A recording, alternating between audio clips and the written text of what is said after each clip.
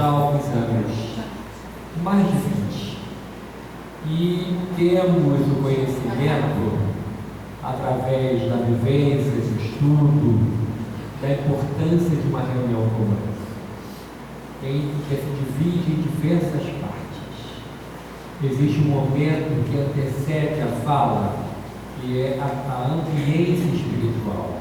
É uma música que é a leitura preparatória. A leitura preparatória, seguida da prece, é de uma importância capital, porque aberta ao acaso, ou escolhida previamente, tem participação dos espíritos superiores. E o assunto lido, de alguma forma, já vai consolar, já vai ajudar. Todo mundo que está na terra precisa de socorro. A casa espírita é um grande hospital. Vivemos dias difíceis na terra. Então vamos aproveitar todos os momentos que nós estamos aqui. Vamos aprender com a leitura a lição que a espiritualidade quer nos trazer e vamos acompanhar a prece com muito sentimento. E aí estaremos sintonizados para receber o assunto. O nosso Bruno vai falar que é uma bênção de paz para o doutor Bezerra, vai nos trazer esse assunto tão importante. Então eu convido a nossa Elivete, presidente da casa, para abrir uma casa de inspiração dos dias maiores dessa casa abençoada, para falar para a gente sobre o que o Espírito queria dizer para nós.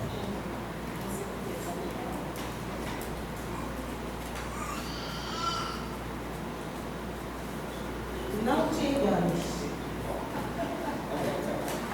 Bom dia a todos, sejam todos bem-vindos. Hoje é um dia muito especial para nós. Nós esperamos o ano todo para que chegue janeiro, entramos em recesso em dezembro, retornamos esse ano no dia 16 de janeiro e ficamos torcendo para que no último sábado de janeiro recebermos esta caravana tão carinhosamente, tão amorosamente de Niterói nos prestigiar e abrilhantar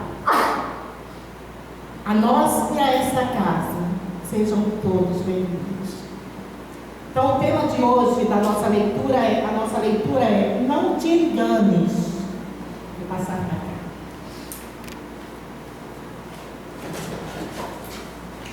Do livro Fonte Viva, pelo Espírito de Emmanuel, psicografado por Francisco Cândido Xavier.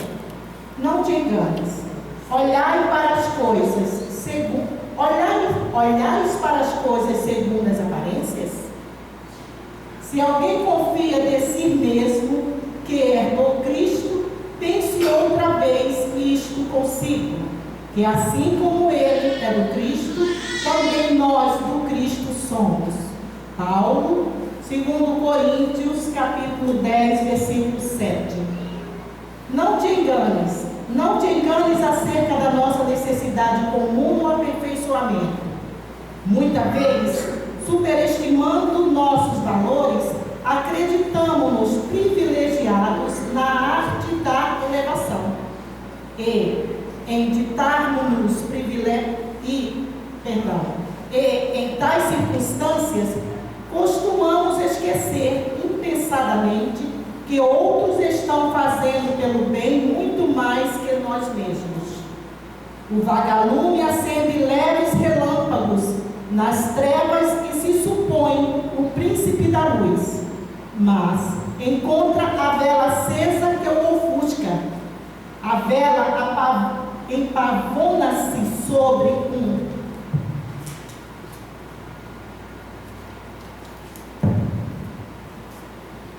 um móvel doméstico e se presume no tronco absoluto da claridade. Entretanto, lá vem um dia em que a lâmpada elétrica brilha no alto, embaciando-lhe a chama. A lâmpada, a seu turno, enobedece na praça pública, mas o sol, cada manhã, resplandece no firmamento, clareando toda a terra e empalidecendo todas as luzes planetárias, grandes e pequenas. Enquanto perdura a sombra protetora e educativa da carne, quase sempre somos vítimas de nossas ilusões. Mas, em voltando o clarão infinito da verdade, com a renovação da nossa morte física, verificamos ao sol da vida espiritual que a providência divina é glorioso. Amor, a providência divina é glorioso amor para a humanidade inteira. Não troques a realidade pelas aparências. Respeitemos cada realização em seu tempo e cada pessoa no lugar que lhe é devido. Todos somos companheiros de evolução e aperfeiçoamento, guardados ainda entre o bem e o mal, onde acionamos a nossa parte inferior. A sombra dos outros permanecerá em nossa companhia. Da zona a que projetarmos a nossa boa parte, a luz do próximo virá ao nosso encontro. Cada alma é sempre uma incógnita para outra alma. Em razão disso, não será lícito erguer as paredes de nossa tranquilidade sobre os alicerces do sentimento alheio. Não nos iludamos. Retifiquemos em nós quanto prejudique a nossa paz íntima e entendamos braços e pensamentos fraternos, fraternos em todas as direções, na certeza de que, se somos portadores de virtudes e defeitos, nas ocasiões de juízo, receberemos sempre de acordo com as nossas obras. E, compreendendo que a bondade do Senhor brilha para todas as criaturas, sem distinção de pessoas, recordemos, em nosso favor e em favor dos outros, as significativas palavras de Paulo. Se alguém confia de si mesmo que é do Cristo, pense outra vez isto consigo, porque tanto quanto esse alguém é do Cristo, também nós do Cristo somos. Que assim seja. Muita paz para todos nós.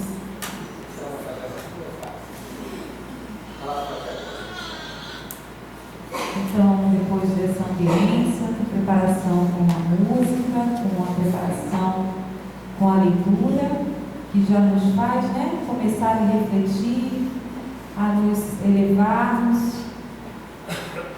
Vamos fechar os nossos olhos, aqueles que assim desejarem, levando os nossos pensamentos a Deus, a espiritualidade, para pedir a assistência dos bons espíritos. Senhor Jesus, Mestre Divino, agradecidos estamos, Senhor, por estes momentos, por esta oportunidade bendita de nos encontrarmos nesta casa de amor, nesta casa de luz, que nos oferece, Senhor, através da sua doutrina bendita, todos os esclarecimentos, as orientações necessárias, Senhor, para o nosso caminhar. Que possamos, Senhor, nesta manhã, estarmos com as nossas mentes abertas, buscando a luz do entendimento, a partir dos ensinamentos que o nosso irmão Bruno trará para as nossas reflexões.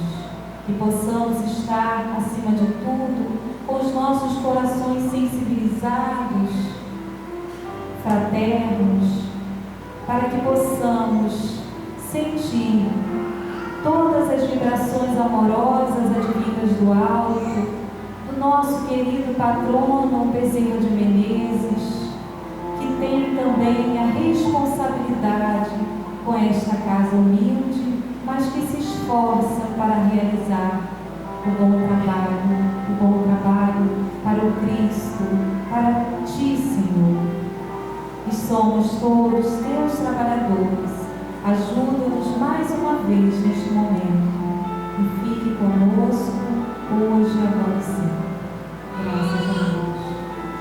Agora a gente passa, ele vai apresentar? Tá bom. Meus irmãos, eu gostaria de apresentar para vocês o nosso querido Bruno Lourenço. Ele é do Movimento Espírita de Magé, foi diretor do CERJ, é um trabalhador incansável do nosso movimento, estudioso da nossa doutrina.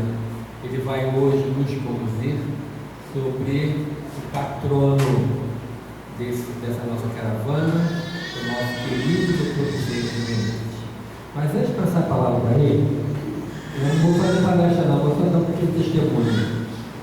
Eu nunca tinha sentido o que senti quando eu fui convocado pelo Dr. Bezerra para um momento muito grave da história do nosso Brasil, ser um instrumento para ir ao Supremo Tribunal Federal e pedir ao presidente Supremo para não incluir na pauta de julgamento ações que iriam liberar o aborto no Brasil. Eu nunca senti o envolvimento que eu senti como naqueles dias. Dr. Bezerra me permitiu sentir a vibração. Desde que momento que eu entrei no ônibus da nossa caravana hoje, eu comecei a sentir a mesma vibração e que acentuou nessa coisa. Então vamos nos colocar na posição mental de paciente. Vamos deixar a Dr. Bezerra trabalhar em nós. Vamos deixar ele atuar em nós, trazer a saúde para nós. Onde nós precisamos de saúde física, mental e espiritual. Então a Dr. Bezerra hoje comanda trabalho de socorro do nosso favor. E eu passo para o Bruno, que vai ser o porta-voz da nossa palavra nessa manhã. Bruno Lourenço.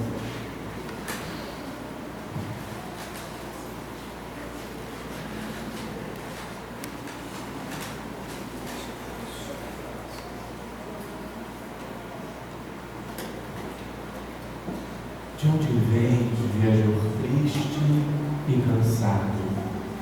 Venho da terra estéril da ilusão, que trazes a miséria do pecado, de alma sofrida e louco coração.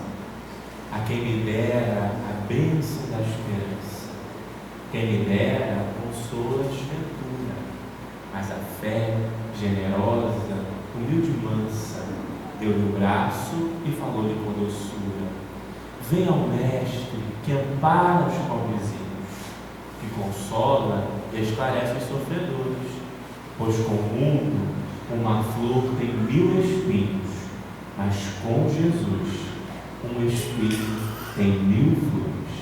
Carmen Senira, pelas mãos abençoadas de Francisco Cândido Xavier, na obra Parnaso de Alencar. Bom dia a todos. Que o Mestre Jesus envolva todos os corações, todos os espíritos, nessa saudação inicial, em que nós estamos aqui nos encontrando, trocando as nossas vibrações fraternas, na alegria da convivência espírita, já que somos efetivamente irmãos que se encontram e aproveitam as oportunidades de trabalho para se autolapidarem. A gente traz aqui o abraço fraterno para a cidade de Magé, o movimento espírita da cidade de Magé.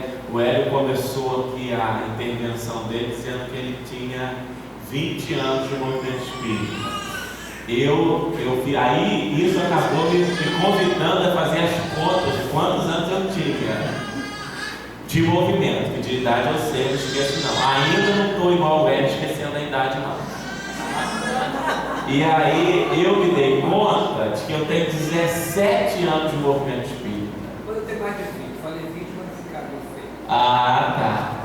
Porque eu tenho 31 anos de idade, comecei no movimento aos 14 anos. Lembro como se fosse hoje, organizando um encontro infantil da minha cidade, as casas espíritas juntas, organizando um encontro de todas as evangelizações infantis da cidade. E já estava eu lá na coordenação com 14 anos de idade, no movimento. Na casa espírita, graças a Deus, eu fui da barriga, que é doente muito grave, remédio mais forte, né? Então, graças a Deus, eu já estava na casa espírita desde a barriga da minha mãe. E hoje nós estamos aqui com a proposta de dialogarmos um pouco sobre essa figura ímpar de Dr. Bezerra de Menezes. Uma figura que temos profundo respeito, que temos grande admiração e que o trabalho em si nos inspira em todos os campos por onde ele transitou, seja na vida social e política, seja na vida profissional, quer seja no trabalho do movimento espírita. E existe muita literatura do movimento espírita falando sobre a figura de Dr. Bezerra. E eu confesso para vocês que quando eu sou convidado para falar sobre a biografia de algum vulto espírita, eu tenho muita dificuldade. Eu prefiro falar do Evangelho, eu prefiro falar do Livro dos Espíritos, falar de alguma parábola, porque todas as vezes que nós vamos estudar o vulto espírita, na verdade, nós estamos prestando uma homenagem ao estudar. E aí não é apenas algumas reflexões, é uma homenagem que nós prestamos a uma figura que nós temos respeito, que nós temos gratidão por tudo que fez. Então a gente fica com uma tarefa um pouco mais difícil, né? A gente lembra aí quando a gente quer homenagear alguém, a gente prepara tudo com muito carinho, a gente organiza, a gente ensaia, porque a gente quer oferecer o melhor. Só que o meu melhor para o Dr. Bezerra ainda vai deixar muito a desejar. Então a tarefa é complexa. E nós vamos rever algumas questões que a grande maioria já conhece, porque como uma figura de extrema importância, a história dele de vida já foi retratada não apenas na literatura, como também em filmes, né? Em documentários. Então a gente vai rever algumas questões com algumas curiosidades. Quem por acaso da plateia ainda não estudou, ou não leu, ou não ouviu falar a história de Dr. Bezerra, porque de Dr. Bezerra todo mundo já deve ter ouvido falar, pelo menos o nome, ou que foi médico dos pobres, isso com certeza todo mundo já ouviu, né?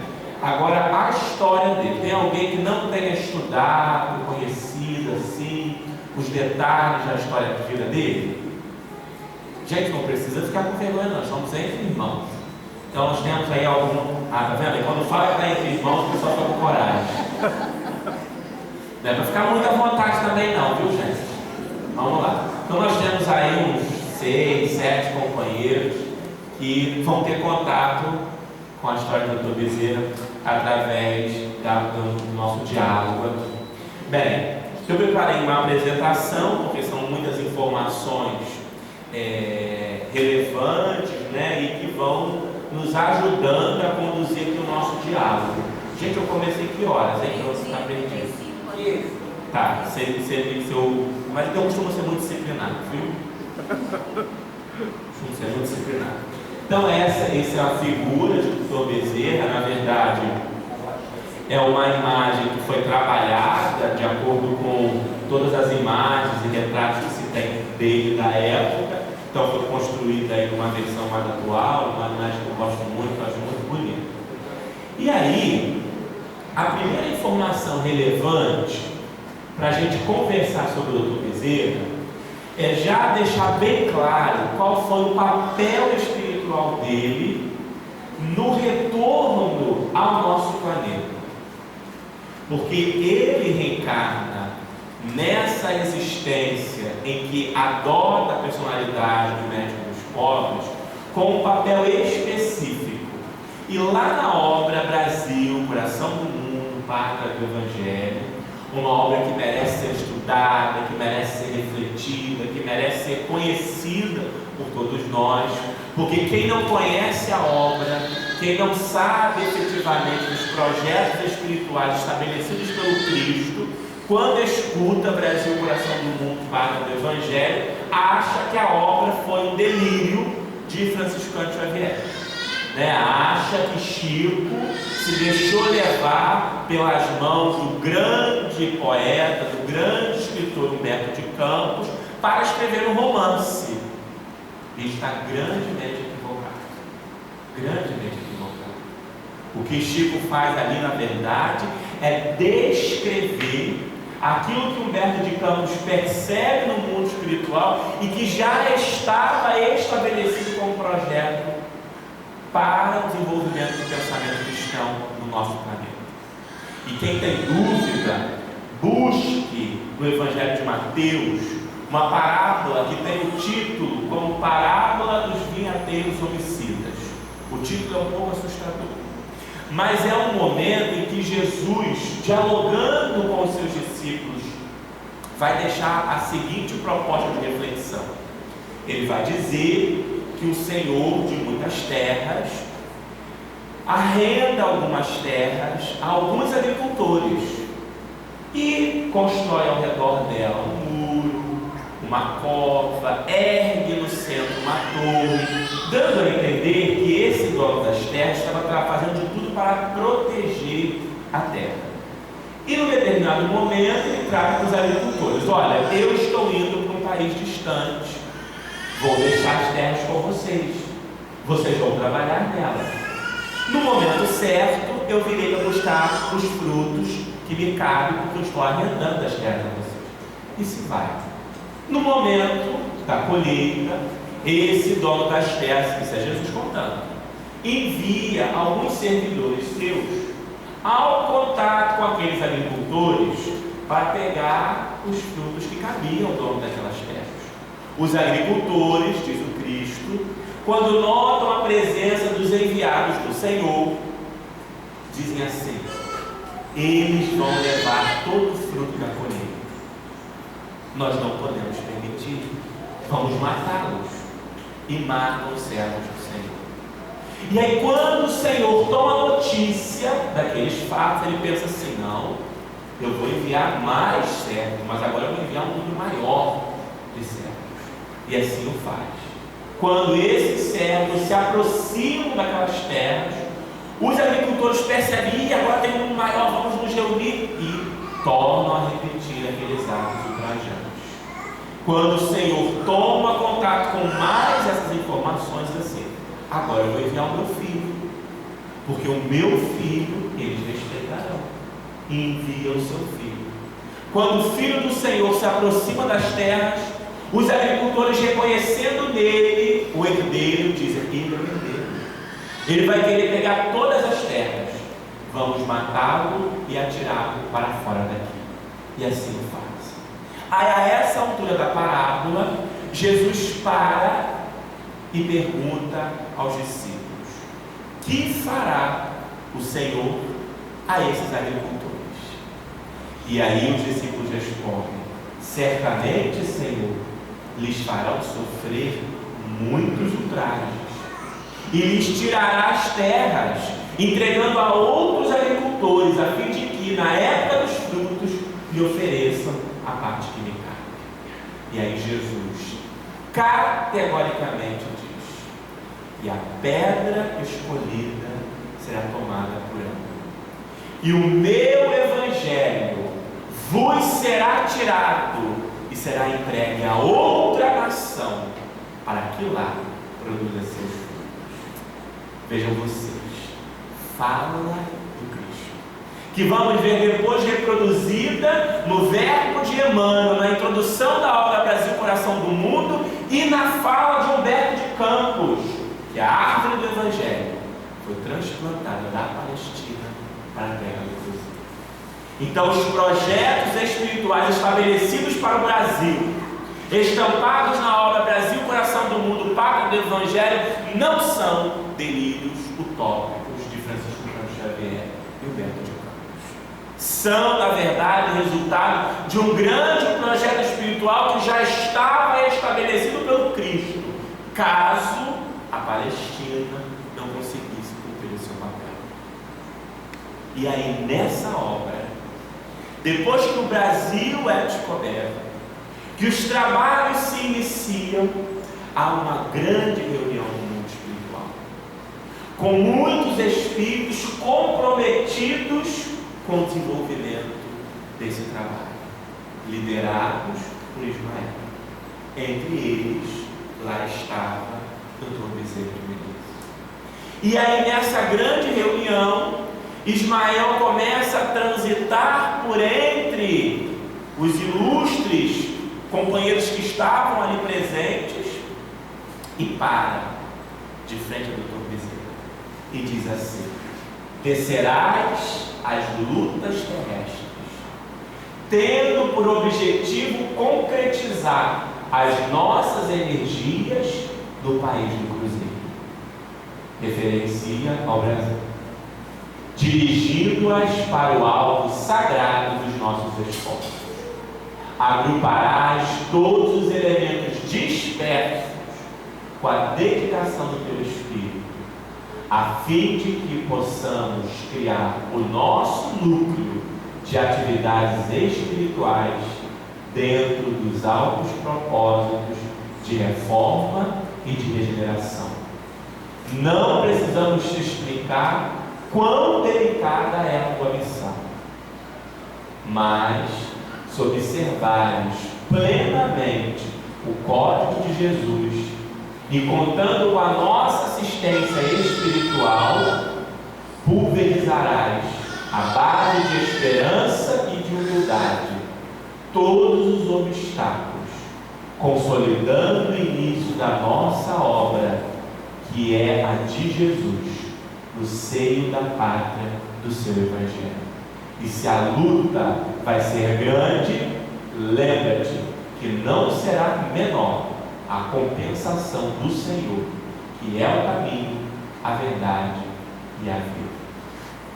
E aí, nós vamos ver então, retornar ao planeta a figura ímpar de Dr. Bezerra de Menezes para cumprir com a missão que fora estabelecida por Jesus e que naquele momento, sendo representada por Ismael, ele é o donatário.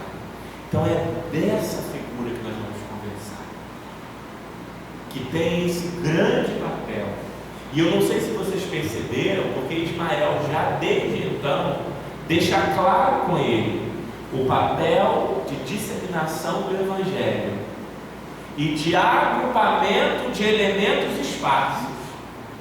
Quem conhece a história do movimento espírita e sabe do grande trabalho desenvolvido por Dr. Bezerra a fim de unificar os diversos movimentos que existiam no espiritismo nascente, sabe que o grande papel dele foi exatamente esse. No mundo do direito, nós temos as correntes, tem a corrente majoritária que pensa assim, tem a corrente que pensa assim, e no movimento espírita, naquela época, tinha isso também. Tinha aqueles que queriam só se ligar à religião, só a ciência, só a filosofia, eram elementos dispersos. E Dr. Bezerra também teve um grande papel de unificação desses propósitos. Então, o nome dele é Adolfo Bezerra de Menezes Cavalcante. Ele nasceu em Riacho do Sangue, no Ceará, no dia 29 de agosto de 1831. Filho do capitão de antigas milícias e tenente-coronel da Guarda Nacional, Antônio Bezerra de Menezes, e de Fabiana de Jesus Maria Cavalcante de Albuquerque. A família de Dr. Bezerra, quando ele nasce em Riacho do Sangue, no Ceará, já era uma família de avultuadas posses. O avô dele já tinha uma trajetória na carreira militar da época e o pai dele também seguindo este caminho. Então ele nasce numa família que tinha grandes posses e que era extremamente católica. Entretanto, os biógrafos dizem que Dr. Bezerra teve na figura do pai o grande exemplo de homem caridoso, de homem humanitário, a ponto inclusive de ele, assim como o Dr. Bezerra, ao longo da sua trajetória, que perde todos os recursos, também terminar sem recursos, por conta de toda a caridade que fazia. Então a família que o recebeu já era uma família efetivamente comprometida com os projetos que seriam desenvolvidos pelas mãos do Dr. Bezerra lá em Riacho do Sangue. E era uma família, à época, extremamente católica. E aí eles ficam um tempo lá, e tem uma coisa muito interessante, que vou passar aqui, depois a gente volta ali, que num determinado momento eles sempre foram muito ligados a causas sociais. A família do Dr. Bezerra sempre foi muito ligada a causas sociais. E o pai dele começa a se posicionar como um movimento mais liberal e começa a ser perseguido politicamente. E por conta dessa perseguição, a família dele tem que deixar o Ceará e caminhar a fim de ficar protegido para o Rio Grande do Norte. Então, Bezerra estuda inicialmente ali mesmo no Ceará, na Vila do Frade, e depois, por conta dessa perseguição realizada à sua família e todo o esforço que o pai faz para protegê-los, eles vão para Riacho, para o Rio Grande do Norte. Lá ele dá continuidade aos seus estudos, inclusive lá ele, em determinados momentos, já na infância, substitui o professor de latim nas aulas de latim, até que depois de um tempo ele retorna ao Ceará agora para continuar seus estudos do liceu em Fortaleza, depois que as coisas ficam mais tranquilas. E aí ele já nutria um grande interesse de se envolver em uma profissão, de se envolver em uma profissão que pudesse aliviar as dores das pessoas, que pudesse ajudar as pessoas. E ele já tinha esse desejo, muito embora o pai dele tivesse a expectativa de que ele fizesse direito. Era o desejo do pai dele que ele fizesse direito. E Bezerra era um dos filhos mais novos. Então, quando Bezerra chega à idade de cursar algo, a maioria dos irmãos já estão formados. Tanto é que 2 irmãos deles dão aula para ele no liceu, em Fortaleza. 2 irmãos dele foram professores dele, porque já estavam todos formados. E Bezerra foi o último a ficar formado. E quando chega a vez de Bezerra, ele fala para o pai: pai, eu gostaria de ser médico. O pai se decepciona um pouco, porque tinha a expectativa de que ele fosse da área do direito, que ele fosse advogado, mas é uma alma muito caridosa e diz que aceita o desejo dele. Entretanto, infelizmente, não tinha recursos para custear os estudos dele, porque à época a faculdade de medicina só existia na capital do Império, no Rio de Janeiro.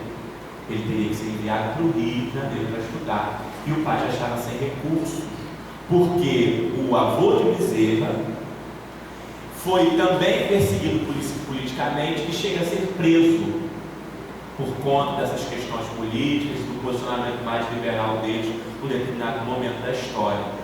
E o pai de Bezerra, então, entende que precisava largar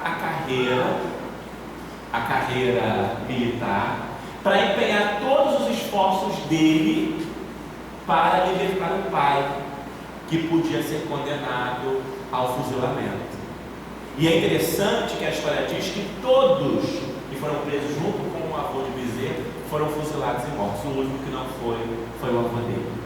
Inclusive, há discursos de Bezerra, quando era deputado, em que ele fala isso, e ele fala da importância de um companheiro que tinha o sobrenome Niemeyer para a libertação do avô dele, porque na prisão reconhece que aquele homem era um homem diferenciado, que aquele homem não merecia morrer. E o pai do Dr. Bezerra abandona a carreira militar, que lhe fazia ter recursos, para empregar toda a fortuna que tinha a fim de libertar o seu pai, que era o avô de Bezerra. Então, por conta disso, ele não tinha mais recurso para sustentar a vinda do Dr. Bezerra para o Rio de Janeiro para estudar medicina.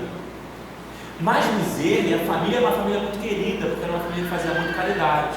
E quando o pai fala com amigos, eles se cotizam e o Dr. Bezerra recebe uma quantidade que era suficiente para a viagem de 20 dias de navio de Fortaleza até o Rio de Janeiro, para aqui alugar uma residência, começar a morar, mas logo começar a trabalhar para sustentar-se.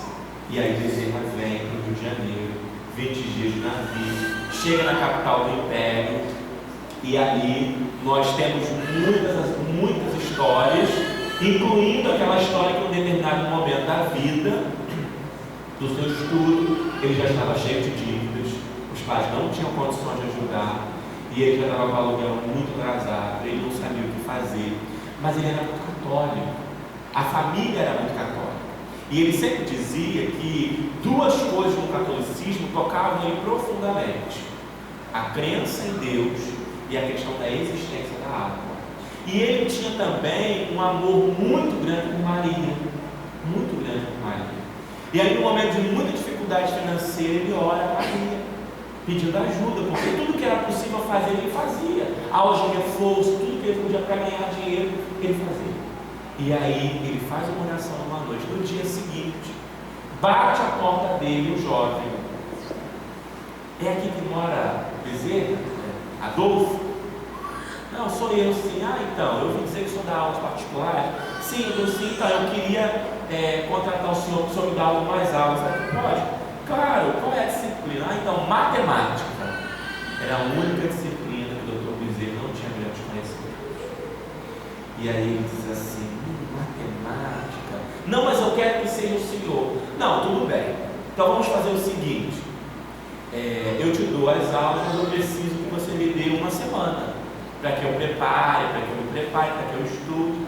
Tudo bem, essa é a condição do senhor? Sim, é a minha condição. Tá bom. Mas eu tenho a minha condição também. Pois não, eu quero lhe pagar hoje, eu quero lhe pagar adiantado. Não, mas não existe isso, doutor Bezerra. Eu nem te dei as aulas, como você já quer pagar adiantado? Não faz isso, aqui eu recebo pesada. Se eu sair daqui hoje com esse dinheiro no bolso, eu vou gastar e vou ficar sem o dinheiro de pagar as aulas. Aceita então meu dinheiro adiantado. E o doutor Bezerra aceita. Era a quantia exata que ele precisava para pagar os aluguéis que estavam atrasados. Logo que o homem vai embora, dedicado como ele vai à biblioteca, estuda matemática como ninguém. Passado uma semana, no dia marcado, cadê o jovem? Nunca mais apareceu. Nunca mais apareceu. E aí Bezerra entendeu que era a ajuda que Maria tinha enviado a ele. E é interessante porque ele ganhou duas coisas, né? Resolveu o problema dele com aluguel e ainda aprendeu matemática. E com toda essa dificuldade, ele dá início ao curso de medicina em 1851 e forma-se.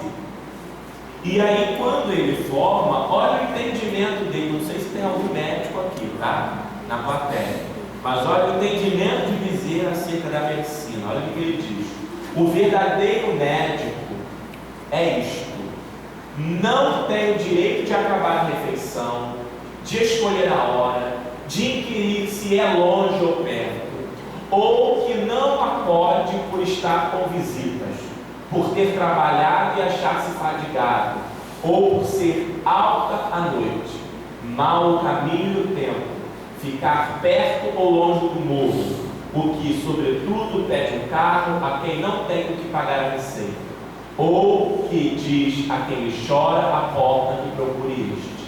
Esse não é médico, é negociante da medicina, que trabalha para recolher capital e juros dos gastos da formatura. Esse é o entendimento dele acerca da medicina. E por conta disso, ele termina a faculdade de medicina e, como era muito custoso, a turma de Dr. Bezerra, as pessoas da alta sociedade, ele era um dos pobrinhos. E todo mundo termina a faculdade com a família já oferecendo um consultório preparado para começar a atender. O Dr. Bezerra não tinha consultório para começar a atender. E até que um amigo dele, que também tinha uma condição parecida com a dele, disse: eu vou abrir, você não quer atender junto comigo? E aí os dois montam um consultório no centro do Rio de Janeiro. Mas na plaquinha o nome dos dois ilustres desconhecidos não atrai ninguém. Não atrai ninguém. O consultório vivia às moscas. Entretanto, ele que morava ali na região de São Cristóvão, costumava atender as pessoas de graça quando chegava em casa. De graça, gratuitamente. E aí, atendendo um e outro, geralmente, quem que ele atendia? Ele atendia as pessoas pobres, que eram os trabalhadores dos grandes donos de patrimônio e de recursos. E aí esse pessoal ia para o consultório dele, era atendido, ficava curado, chegava lá no casarão e falava para o patrão: não, eu fui lá, foi aquele médico que me curou, foi aquele médico que me atendeu. Por conta disso, o consultório dele na cidade começa a ter algumas pessoas, e é o que ele usa, inclusive, para sustentar o consultório que ele tinha, que ficava até altas horas da noite para atender pessoas de forma gratuita. Inclusive, tem um caso muito contado, muito visto na história do Dr. Bezerra, muito famoso, né? Porque ele era totalmente desprendido financeiramente, totalmente desprendido. E no consultório que ele atendia as pessoas, a troco de nada, ele fazia tudo que ele podia, ele dava o remédio, dava o dinheiro para comprar o remédio, tudo que ele podia. E num desses momentos, já no final da noite, ele chega à porta do consultório e diz a frase que ele sempre repetia: que entre o próximo. E aí entra uma senhora em muito desespero, soluçando de chorar, com uma filha, e diz: ela tem isso, aquilo, não sei mais o que eu faço, ela vai morrer. Ele atende a criança, escreve a receita, entrega na mão daquela mãe. Quando ele entrega a receita na mão daquela mãe, ela começa a convulsionar de choro mais ainda. E aí ele diz: mas senhora, eu já atendi toda essa medicação, sua filha vai ficar curada. Ele diz assim: mas doutor, nós não temos nem o que comer em casa. Como é que vamos comprar os remédios? E aí ele diz assim: não tem problema, eu vou te ajudar. Levanta-se da cadeira, enfia a mão dos ombros, nos bolsos, e não tinha mais nenhuma moeda. Tudo que ele tinha, ele já tinha dado aos pacientes anteriores. E aí aquela mulher se entristece e diz: não, mas eu tenho algumas notas aqui na gaveta, eu vou lhe ajudar. Abre a gaveta, não tinha mais nenhuma nota também. E aí um pouco de esperança que tinha naquela mãe vai-se embora. Ele bota as mãos sobre a mesa, curva a cabeça entristecido e de repente olha na mão dele o anel de formatura brilhando em verde esmeralda. E não pensa duas vezes. Tira o anel, entrega a ela e diz: vai, vende, compra os remédios e com o que sobrar, compra alimento para a sua família. Esse era o homem antes, inclusive, de se tornar espírita. E é por conta disso que ele passa a ser tido como médico dos pobres. Hoje, nós o reverenciamos como médico dos pobres com certo orgulho, mas na época, o apelido lhe foi dado pela burguesia como chacota, porque o consultório dele na cidade não vivia muito cheio, mas o consultório dele para os pobres que ele não recebia vivia lotado. Então o apelido lhe foi dado como chacota, como médico dos pobres. E aí ele obteve o doutoramento na graduação em 1856, com matéria de diagnóstico do cancro. É a primeira vez que se vê falar na medicina sobre cirurgia para retirar tumor. Foi o Dr. Bezerra que escreveu essa tese. É a primeira vez, uma grande contribuição. Até que, de repente, um amigo dele, o Dr. Manuel Feliciano Bezerra, tinha sido professor dele, assume na reforma do Corpo de Saúde do Exército Brasileiro a chefia do Corpo de Saúde do Exército Brasileiro. Como ele tinha sido professor de Bezerra, Bezerra sempre foi muito inteligente, muito dedicado, o que ele faz? Ele convida o Dr. Bezerra.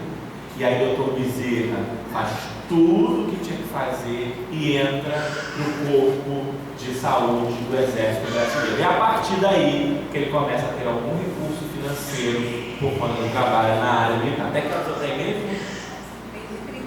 Tá bom, já tinha esquecido. E aí tem toda a trajetória dele, olha. Torna-se assistente do Corpo de Saúde do Exército em 1858, é nomeado capitão-tenente. Em 6 de novembro, ele desposou a primeira esposa. Nesse meio tempo, deixa eu voltar aqui um pouquinho. Ele conheceu Maria Cândida Lacerda, que foi a primeira esposa dele, com quem teve 2 filhos. E ela, inclusive, foi uma pessoa que, de certa maneira, incentivou ele a reunir algum tipo de patrimônio, porque ele não tinha essa visão. Porque ele ainda no exército, se não tivesse casado sozinho, ele ia perder tudo que ganhava, porque ele dava tudo. Era ela que tinha um pouco mais de cautela e fez com que ele tivesse um pouco de patrimônio. E nós vamos ver na história que Bezerra foi dono de muitas fábricas, da estrada de ferro que ligou Macaé a Campos. Ele teve uma participação muito grande, foi sócio de muitas empresas, por conta dessa primeira esposa dele, que teve um grande incentivo. Inclusive, quando ela morre, ele fica muito decepcionado, porque diz assim: ela me fez juntar tantas coisas e isso não foi suficiente para tê-la aqui comigo ainda hoje.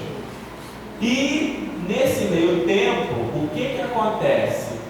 Por conta de toda essa dedicação social aos pobres, ele passa a ser demandado na casa dele muitas vezes. As pessoas iam à casa dele quando tinha um problema no bairro, e ele ia até a corte para tentar reivindicar. E sempre que ele ia, eu imagino que deveria ser um homem que tinha um trato, falar muito qualificado, muito inteligente, ele conseguia resolver os problemas do bairro.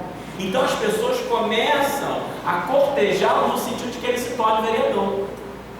E ele diz que não queria. Quem que incentiva ele? A esposa, a primeira esposa. Ela incentiva, e como nós sabemos muito bem, a última palavra é sempre da mulher, né? Ele é obediente, aceita a imposição da esposa e acaba se elegendo. E tem toda a trajetória dele aí: vereador em 1860, vereador da capital em 1860. Depois ele chegou a ser deputado como vereador. Inclusive ele chegou várias vezes a ocupar a presidência da Câmara. Inclusive diz que, até fiquei esquecido com isso, tem um quadro com a pintura a óleo muito bonito do Dr. Bezerra na Câmara de Vereadores do Rio de Janeiro, mas que estava meio que jogado de lado, lá esquecido, né? Ele foi deputado, né? Deputado hoje seria deputado federal, e foi cotado a ser senador da República também. Mas foi quando ele desistiu da carreira política, não fez mais. Para participar da carreira política, ele teve que pedir baixa do exército, né? Foi necessário que ele pedisse baixa no exército. E aí morre a primeira esposa dele. Deixa eu voltar lá, só para a gente ver o período que ela morreu. Aqui. Maria Cândida Lacerda veio a falecer em 24 de março de 1863. E aí, quando a esposa dele morre, ele fica muito triste, porque ele tinha um grande amor por ela. Muito triste, muito triste, muito triste. E aí um amigo dele, que dividia consultório com ele à época, dá a ele uma Bíblia. Porque ele, embora seja católico, ele seguisse todas as tradições católicas, ele ainda não tinha lido a Bíblia. A gente sabe que isso existe hoje, né? Tem um monte de católico, você diz que é católico e vai na missa dos domingos, mas não estuda as questões doutrinárias da religião. Ele era um pouco assim. E ele estava muito desgostoso com a morte da esposa. Esse amigo ofereceu a ele a Bíblia. E ele estava meio reticente em ler, mas pega a Bíblia, porque naquela época as Bíblias tinham fotos, pinturas artísticas, Michelangelo, e ele achava aquilo lindo, então ele pega para ler, para ver as figuras. E no meio daquilo tudo, poxa, eu sou da religião e nunca li, vou ler. E lê a Bíblia e tem aquela sensação de que aquilo ele tudo já conhecia, mas na verdade ele já conhecia.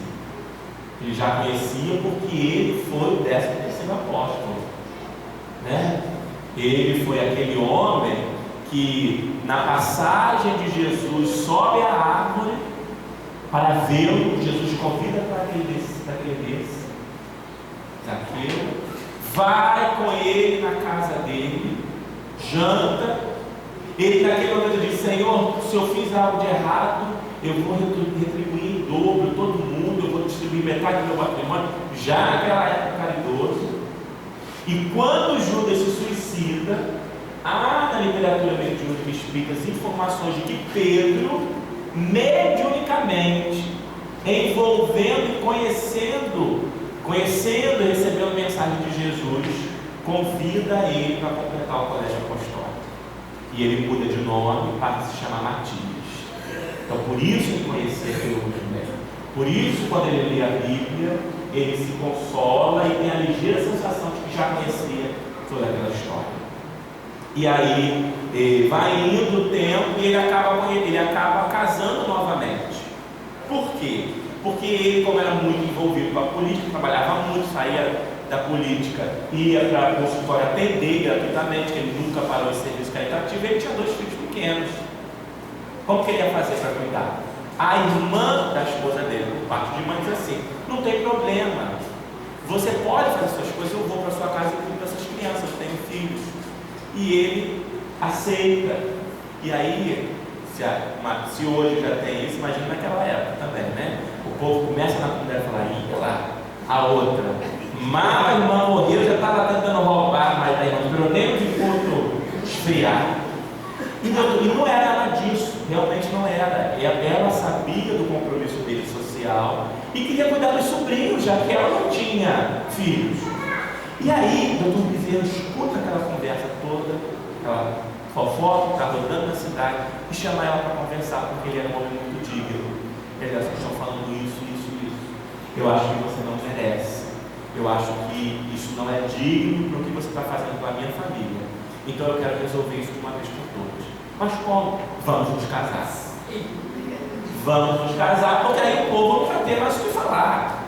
Então vamos nos casar. E aí ele acaba casando, deixa eu ver aqui, em segundas núpcias, com a irmã, por parte de mãe, da primeira esposa dele, com ela. Só que aí a gente já viu, né? Casou, era só para cuidar dos filhos, aí vem a convivência, e ele acaba se apaixonando por ela, e com ela tem 7 filhos.